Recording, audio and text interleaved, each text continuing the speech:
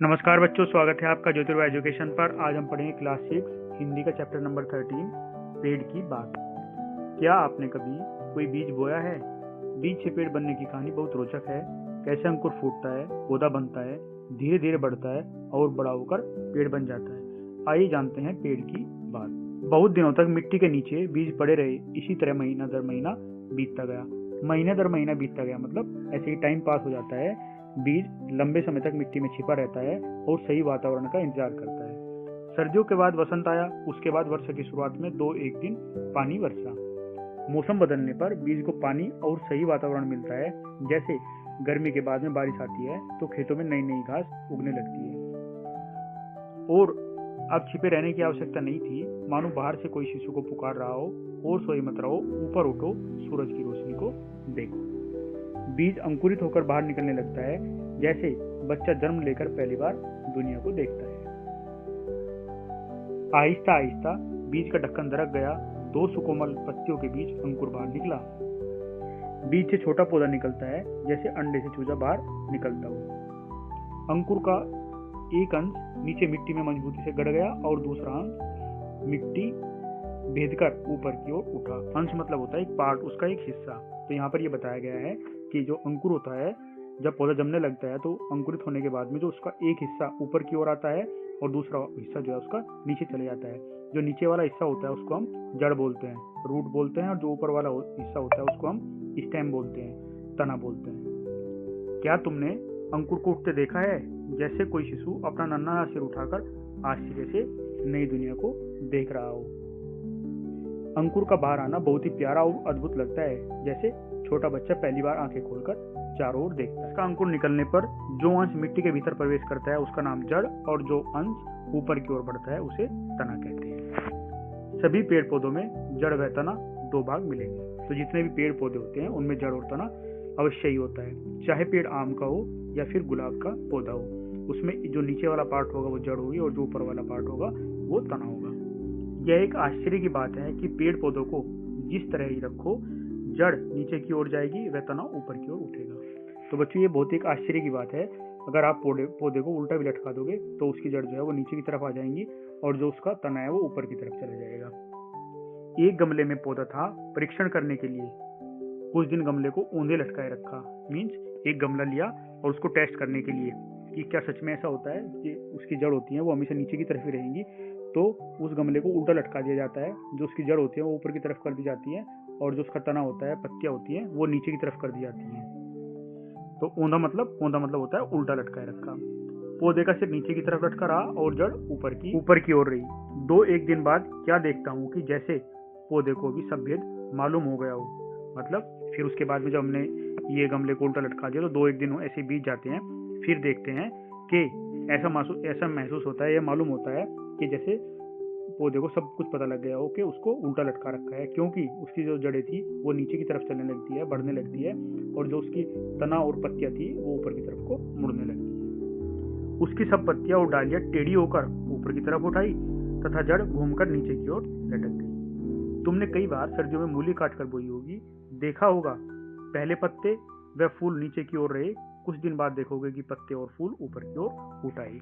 तो जो हमने एक्सपेरिमेंट किया था अभी गमले के साथ में, सेम एक्सपेरिमेंट इस टाइप से होता है। जैसे हम सर्दियों में क्या करते हैं, मूली को ऊपर से काटकर उसको जमीन में गाड़ देते हैं, तो पहले क्या होता है कि जो उसके फूल और जो पत्तियां होती है वो नीचे की तरफ पड़ी रहती है, लेकिन धीरे धीरे वो ऊपर की तरफ चली जाती है और उसमें से जो जड़ निकलती है वो नीचे की तरफ चली जाती है। हम जिस तरह भोजन करते हैं पेड़ पौधे भी उसी तरह भोजन करते हैं। हमारे दांत हैं, कठोर चीज खा सकते हैं। नन्हे बच्चों के दांत नहीं होते, वे केवल दूध पी सकते हैं। पेड़ पौधों के भी दांत नहीं होते हैं, इसलिए वे केवल तरल द्रव्य या वायु से भोजन ग्रहण करते हैं। तो पौधे कैसे भोजन प्राप्त करते हैं? जो जमीन में तरल द्रव्य होता है ना, पानी के साथ में वो उससे भोजन लेते हैं और वायु से भोजन ग्रहण करते हैं। पेड़ पौधे जड़ के द्वारा माटी से रसपान करते हैं। चीनी में पानी डालने पर चीनी गल जाती है। माटी में पानी डालने पर उसके भीतर बहुत से द्रव्य गल जाते हैं। मतलब जो न्यूट्रिएंट्स होते हैं जो मिट्टी के अंदर, अगर आप उसमें पानी डालोगे तो वो गल जाते हैं और वो उसमें डिसॉल्व हो जाते हैं और फिर उनको जो पौधा होता है वो अपनी जड़ों के द्वारा उनको एब्जॉर्ब कर लेता है। पेड़ पौधे वे ही तमाम द्रव्य सोखते हैं। जड़ों को पानी न मिलने पर पेड़ का भोजन बंद हो जाता है और पेड़ मर जाते हैं। जैसे बच्चों आपने अपने घर पे भी देखा होगा, अगर आप पेड़ पौधों को पानी नहीं दोगे तो वो धीरे धीरे सूख जाते हैं, क्योंकि उस जो पानी आप देते हो तो उस पानी के द्वारा ही उनको मिनरल्स मिलते हैं जिससे वो जीवित रहते हैं। सूक्ष्मदर्शी से अत्यंत सूक्ष्म पदार्थ स्पष्ट रूप से देखे जा सकते हैं। पेड़ की डाल अथवा जड़ का इस यंत्र द्वारा परीक्षण करके देखा जा सकता है कि पेड़ में हजारों हजार नल हैं। इन्हीं सब नलों के द्वारा माटी से पेड़ के शरीर में रस का संचार होता है। तो बच्चों सूक्ष्मदर्शी क्या होता है, जिसको हम बोलते हैं माइक्रोस्कोप। जिन चीजों को हम अपनी नंगी आंख से नहीं देख सकते हैं उनको हम सूक्ष्मदर्शी की हेल्प से देखते हैं। जैसे अगर हम पेड़ की डाल देखते हैं या जड़ देखते हैं तो उसमें हमें छोटी छोटी बहुत सारी नलियां दिखाई देती हैं। नल इस तरीके के होते हैं जैसे हमारे शरीर में नसें होती हैं जिसमें ब्लड का संचार होता है, ब्लड बहता है उनमें नसों में, उसी तरीके से पेड़ में भी यही तरह की नसें होती हैं जिनको नल बोलते हैं। उनसे ही धीरे धीरे पानी में जो डिजोल्व होते हैं न्यूट्रिएंट्स वो पेड़ को मिलते हैं, वो उनको एब्जॉर्ब करता है। इसके अलावा वृक्ष के पत्ते हवा से आहार ग्रहण करते हैं। जो वृक्ष के पत्ते होते हैं वो भी क्या करते हैं, हवा से भी वो भोजन लेते हैं। पत्तों में अनगिनत छोटे छोटे मुंह होते हैं। जो पत्तियां होती हैं यहाँ पे उसमें छोटे छोटे मुंह बने रहते हैं। सूक्ष्मदर्शी के जरिए अनगिनत मुंह पर अनगिनत होंठ देखे जा सकते हैं। तो अगर आप पत्ते को सूक्ष्मदर्शी माइक्रोस्कोप से देखते हो तो उसमें आप दिखा देगा छोटे छोटे छेद बने रहते हैं और उनमें होंठ जैसे हमारे होंठ होते हैं इस तरीके की स्ट्रक्चर मिलती है होंठ जैसी। जब वो उनको आहार लेते हैं तो वो ओपन हो जाते हैं और जब वो नहीं लेते तो वो बंद हो जाते हैं। जब आहार करने की जरूरत होती है, जरूरत न हो तब दोनों होंठ बंद हो जाते हैं।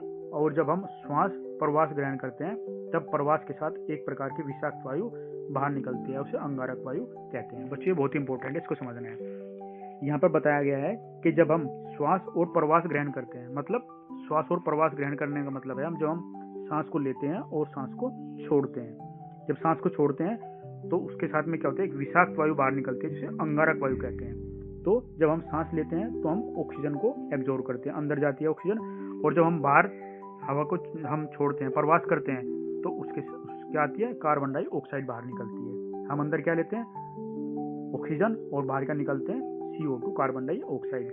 तो उस कार्बन डाइऑक्साइड जो है वो एक जहरीली वायु होती है, उसको हम क्या बोलते हैं, अंगारक। अगर यह जहरीली हवा पृथ्वी पर इकट्ठी होती रहे तो तमाम जीव जंतु कुछ ही दिनों में उसका सेवन करके नष्ट हो सकते हैं। तो यहाँ पर यह बताया गया है कि अगर ये कार्बन डाइऑक्साइड होती है और ये यहाँ पर वातावरण में इकट्ठी हो जाए, ये खत्म ना हो, तो क्या होगा, जो भी हम जीव जंतु हैं, जो भी हम मानव हैं, जानवर हैं, जो भी हैं, अगर वो उसका सेवन करेंगे, उसको ग्रहण करेंगे तो वो मर सकते हैं। जरा विधाता की करुणा का चमत्कार तो देखो।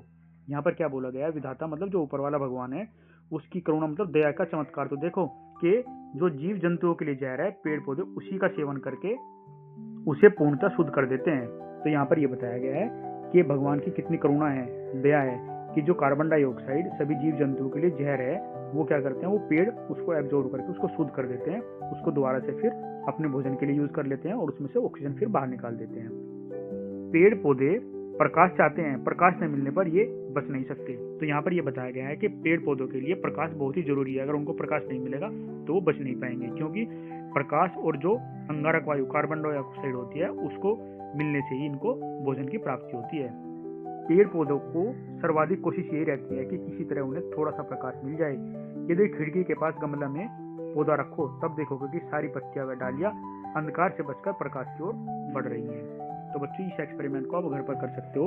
अगर आप अपने कमरे में की खिड़की पर एक गमला रखोगे तो आप देखोगे कि गमले की जो पत्तियां हैं वो प्रकाश की ओर मुड़ जाती है, अंधेरे की तरफ नहीं जाती हैं। तो इससे क्या होता है, इससे हमें पता लगता है कि पौधे को प्रकाश की जरूरत होती है। क्यों? क्योंकि प्रकाश की हेल्प से वो जो अंगारक वायु है उसके साथ में मिलकर अपना भोजन बनाता है। वन वरण्य में जाने पर पता लगेगा कि तमाम पेड़ पौधे इस होड़ में सचेष्ट हैं कि कौन जल्दी से सिर उठाकर पहले प्रकाश को झपट ले।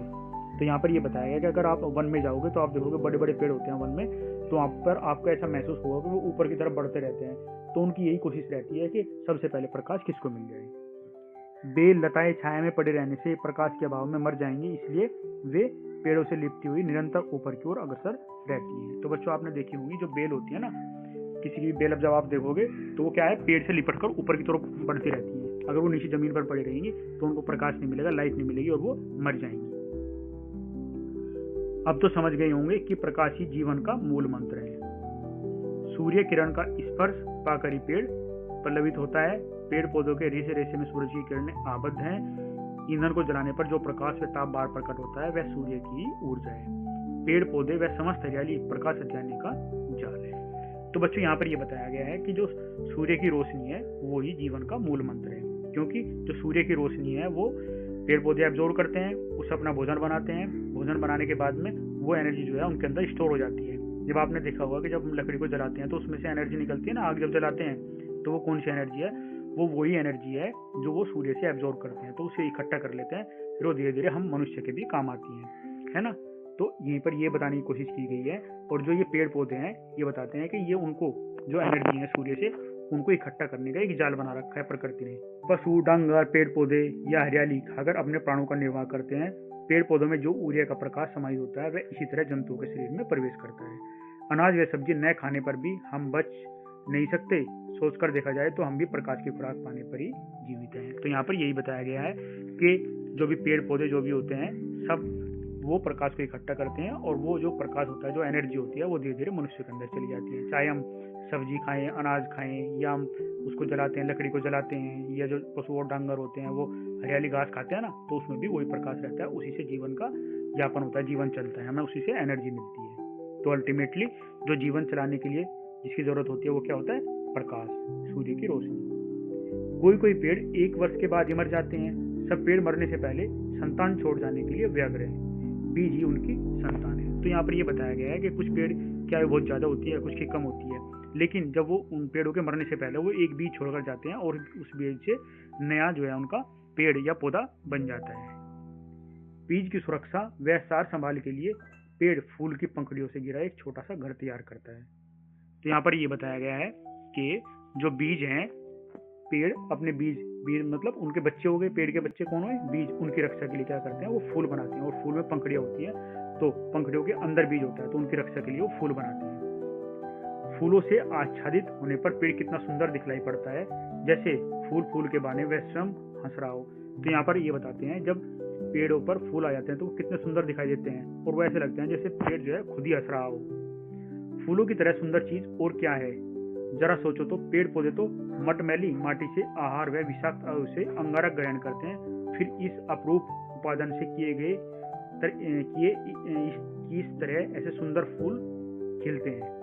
तो आप यहाँ पर ये बताया गया है कि पेड़ कितनी मेहनत से फूल बनाते हैं। मेहनत मतलब आप समझोगे कि वो केवल मिट्टी से रस एब्जॉर्ब करते हैं, जो मिनरल्स होते हैं, और जो जीव जंतुओं के लिए जो वायु विषाक्त होती है, जहरीली वायु होती है, उसको ग्रहण करके अपना भोजन बनाते हैं, उससे वो फूल बना देते हैं। मतलब कितने जो वेस्ट होते हैं, वेस्ट चीजों से वो एब्जॉर्ब करके इतना सुंदर फूल बनाते हैं। यहाँ पर ये बताया गया है। तुमने कथा तो सुनी होगी स्पर्श मणि की, अर्थात पारस पत्थर की, जिसके स्पर्श से लोहा सोना हो जाता है। यहाँ पर ये बताया गया है कि एक ये कथा है बच्चों, ऐसे कहावत है कि स्पर्श मणि जो पारस पत्थर होता है, अगर उसको स्पर्श कर लो तो लोहा भी सोना बन जाता है। मेरे विचार से माँ की ममता ही वह मणि है। संतान पर स्नेह न्योछावर होते ही फूल खिलखिला उठते हैं। ममता का स्पर्श पाते ही मानो माटी व अंगार के फूल बन जाते हैं। तो यहाँ पर माँ की प्रशंसा की गई है। तो वो कहते हैं जैसे पारस पत्थर से माँ की तुलना की गई है कि जैसे पारस पत्थर अगर टच हो जाता है लोहे से तो वो सोना बन जाता है। इसी तरीके से माँ की ममता भी वही मणि है, क्योंकि माँ की ममता से ही वो सुंदर फूल खिलखिला उठते हैं, क्योंकि उनके पास में और तो कुछ होता नहीं है, केवल मिट्टी और जो है कार्बन डाइऑक्साइड अंगार होते हैं, और उससे जो है माँ की ममता के द्वारा ही वो फूल बन जाते हैं। ये समझाने की कोशिश की गई है। पेड़ों पर मुस्कुराते फूल देखकर हमें कितनी खुशी होती है। शायद पेड़ भी कम प्रफुल्लित नहीं होते। प्रफुल्लित मतलब खुश नहीं होते। तो यहाँ पर ये बताया गया है कि जब हम पेड़ों पर फूल देखते हैं तो हमें कितना अच्छा लगता है ना। तो ये यहाँ पर बताने की गई है, कोशिश की गई है कि पेड़ भी शायद उतने ही खुश होते होंगे जितने हम खुश होते हैं। खुशी के मौके पर हम अपने परिजनों को निमंत्रित करते हैं, उसी प्रकार फूलों की बाहर छाने पर पेड़ पौधे भी अपने बंधु बांधवों को बुलाते हैं। तो यहाँ पर ये बताया गया है कि जैसे हमारे घर में कोई फंक्शन होता है तो हम अपने सभी रिश्तेदारों को, अपने फ्रेंड्स को, सभी को बुलाते हैं ना, निमंत्रित करते हैं, मतलब उनको बुलाते हैं। तो उसी प्रकार जो है फूलों की बाहर आने पर, मतलब जब फूलों का मौसम होता है, पेड़ पौधों पर खूब फूल आ जाते हैं, तो यहाँ पर ये बताने की कोशिश की गई है कि वो भी अपने बंधु बांधवों को, जो अपने यारे प्यारे उनके रिलेटिव्स हैं, वो भी उनको बुलाते होंगे। स्नेह वाणी से मैं पुकार करते हैं, कहाँ हो मेरे बंधु, मेरे बांधव, आज मेरे घर आओ। यदि रास्ता भटक जाओ, कहीं पर पहचान नहीं सको, इसलिए रंग बिरंगे फूलों के निशान लगा रखे हैं। तो यहाँ पर ये बताया गया है कि वो अपने जो रिलेटिव्स हैं, अपने उनके प्यारे हैं, उनको बुलाते हैं कि कहाँ हो, आ जाओ, अगर आप मेरे घर का रास्ता भटक जाओ तो जहाँ आपको सुंदर फूल दिखाई दे, उनके सुंदर महक दिखाई दे, तो उस रास्ते से चले आना, आप वहीं पर पहुंच जाओगे। ये रंगीन पंखुड़ियां दूर से देख सकोगे। मधुमक्खी व तितली के साथ वृक्ष की चिरकालता से घनिष्ठता है। तो यहाँ पर ये बताते हैं कि जो मधुमक्खी होती हैं और तितली होती हैं वो बहुत लंबे टाइम से पेड़ पौधों से बहुत ही उनकी मित्रता है ना, लंबे टाइम से चली आ रही है। चिरकाल मतलब बहुत पुराने टाइम से उनकी गहरी मित्रता है। वे दल बल सहित फूल देखने आती है। दल बल सहित मतलब अपने सब लोगों को साथ में लेकर, जैसे मधुमक्खी का पूरा एक झुंड चलता है, इस तरीके से ऐसे तितलियां भी बहुत सारी इकट्ठी आती हैं, तो सब इकट्ठे होकर आते हैं फूल देखने के लिए। कुछ पतंगे दिन के समय पक्षियों के डर से बाहर नहीं निकल सकते। पक्षी उन्हें देखते ही खा जाते हैं, इसलिए रात का अंधेरा गिरने पर तक वे छिपे रहते हैं। शाम होते ही उन्हें बुलाने की खातिर फूल चारों ओर सुगंध फैला देते हैं। इसमें ये बताया गया है कुछ पतंगे ऐसे होते हैं कि जो अगर वो दिन में आएंगे तो पक्षी उनको मार डालते हैं, उनका शिकार कर लेते हैं। तो वो क्या करते हैं, फिर वो रात में आते हैं, तो रात के लिए उनके क्या करते हैं, जो पेड़ पौधे हैं उनके लिए रात में सुंदर सुगंध फैला देते हैं, जिससे उन्हें पता लग जाए कि यहाँ पर पेड़ है, तो वो वहां पर चले जाते हैं। वृक्ष अपने फूलों में शहद का संचय करके रखते हैं। संचय मतलब इकट्ठा करके रखते हैं। जो वृक्ष होते हैं, जो उनके फूल होते हैं, उसमें शहद को इकट्ठा करके रखते हैं। मधुमक्खी व तितली बड़े चाव से मधुपान करती है। मधुमक्खी के आगमन से वृक्ष का भी उपकार होता है। तो जैसे आप यहाँ पर ये देख रहे हो, यहाँ पर ये फूल है और ये मधुमक्खी बैठी गई है, तो उसका क्या कर रही है, ये रसपान कर रही है। तो इस प्रकार क्या कहते हैं कि जो मधुमक्खी होती है, मधुमक्खी वहां से फूल से मधु का रसपान, मधु को पीती है, शहद को पीती है, लेकिन उसके साथ में वो वृक्ष का भी उपकार करती है, मतलब उसका भी भला करती है। तुम लोगों ने फूल में परागकण देखे होंगे। परागकण मतलब क्या होते हैं, छोटे छोटे पार्टिकल्स टाइप होते हैं। जैसे आपने हल्दी देखी होगी ना, छोटे छोटे पार्टिकल्स होते हैं, उसको हम परागकण बोलते हैं। मधुमक्खियां एक फूल के परागकण दूसरे फूल पर ले जाती है। परागकण के बिना बीज पक नहीं सकता। तो मधुमक्खी क्या करती है, जब वो एक फूल पर आएगी, वहां से वो शहद पिएगी, तो उसके जो छोटे छोटे पैर होते हैं, पैरों में वो जो छोटे छोटे पार्टिकल होते हैं, परागकण होते हैं, वो वहां से उड़ के उनके साथ में चले जाते हैं। जब वो दूसरे फूल पर बैठती है तो परागकण दूसरे फूल पर चले जाते हैं। और बीज जब बनता है, जब एक फूल के परागकण दूसरे फूल के परागकण पे जाके मिल जाते हैं, तो इसलिए वो उनका भी पौधों की भी हेल्प करती है बीज बनने के लिए, और वो खुद अपना शहद भी ले जाते हैं। दोनों का भला हो जाता है। इस प्रकार फूल में बीज फलता है। अपने शरीर का रस पिलाकर वृक्ष बीजों के पोषण करता है। तो यहाँ पर यह बताया गया है कि जब बीज बन जाते हैं तो बीज को जो जितना भी उसका पोषण करता है, तो पोषण किसका होता है, पौधों से पोषण होता है। पौधे जो है बीज को पोषण करते हैं। जैसे माँ बाप अपने बच्चों को दूध और खाना खिलाते हैं, इसी तरीके से जो पौधे होते हैं वो भी बीज को अपना सब कुछ दे देते हैं। अब अपनी जिंदगी के लिए उसे मोह माया का लोभ नहीं है। तिल तिल कर संतान की खातिर सब कुछ लुटा देता है। जो शरीर कुछ दिन पहले हरा भरा था, अब वह बिल्कुल सूख गया है। तो यहाँ पर पौधे के लिए बोलते हैं, पेड़ के लिए बोलते हैं कि जो पेड़ पौधे पहले बहुत हरे भरे थे, वो धीरे धीरे क्या है, वो सूख जाते हैं। जब उनके बड़े बीज हो जाते हैं, उनके कंप्लीट हो जाते हैं, तो वो फिर सूख जाते हैं। अपने ही शरीर का भार उठाने की शक्ति छीन हो जाती है। जैसे मनुष्य बूढ़ा होकर कमजोर हो जाता है, तो इसी तरीके से जो पेड़ होते हैं वो भी धीरे धीरे कमजोर हो जाते हैं। छीन हो जाते हैं मतलब कमजोर हो जाते हैं। पहले हवा प्यार करती हुई आगे बढ़ जाती थी, हवा के पत्ते संग कीड़ा करते थे। छोटी छोटी डालियां ताल ताल पर नाच उठती थी। अब सूखा पेड़ हवा का आघात सहन नहीं कर सकता। तो यहाँ पर यह बताया गया है कि जब पेड़ जवान थे, बड़े थे, है ना, सुंदर हष्टपुष्ट थे, तो जब हवा आती थी तो कोई दिक्कत नहीं थी, सब हवा के साथ में ताल से ताल मिलाते थे। लेकिन अब पेड़ सूख गया है और हल्की सी हवा भी वो सहन नहीं कर पाते और वो हवा के साथ में गिर जाते हैं। हवा का बस एक थोड़ा थपेड़ा लगते ही वह थर थर कांपने लगता है और एक एक करके सभी डालियां टूट पड़ती है, क्योंकि वो कमजोर हो जाते हैं। अंत में एक दिन अकस्मात अचानक ही पेड़ जड़ सहित भूमि पर गिर पड़ता है। इस तरह संतान के लिए अपना जीवन न्योछावर करके वृक्ष समाप्त हो जाता है। तो यहाँ पर जो हमारे लेखक है जगदीश चंद्र बसु जी, उन्होंने कंपेयर किया है जो मानव है और पेड़, उनको एक साथ में कंपेयर किया है कि जैसे मानव अपने बच्चों के लिए सब कुछ न्योछावर कर देता है, उसी तरीके से पेड़ के बच्चे कौन होते हैं, बीज होते हैं, उनके लिए वो भी सब कुछ न्योछावर करके एक दिन खत्म हो जाता है, मतलब वो सूख जाते हैं, गिर जाते हैं।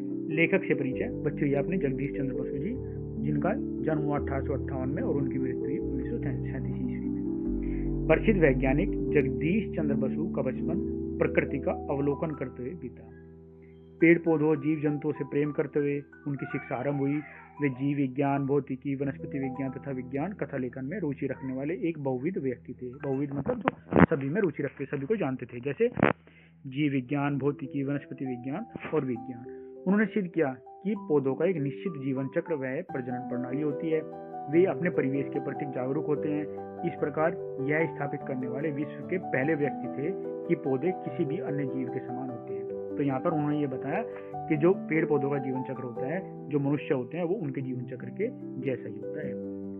विज्ञान जैसे विषय को भी चित्रात्मक साहित्यिक स्वरूप प्रदान करने वाले जगदीश चंद्र बसु ने सर्वप्रथम रेडियो तरंगों के द्वारा संचार स्थापित कर एक बड़ी वैज्ञानिक खोज की थी।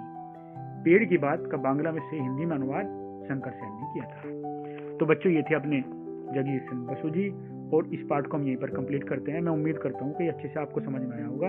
इसके नेक्स्ट पार्ट में इसके क्वेश्चन आंसर करेंगे। तब तक के लिए धन्यवाद। अगर आपको ये पसंद आया तो प्लीज़ चैनल को लाइक, शेयर और सब्सक्राइब जरूर करना। धन्यवाद।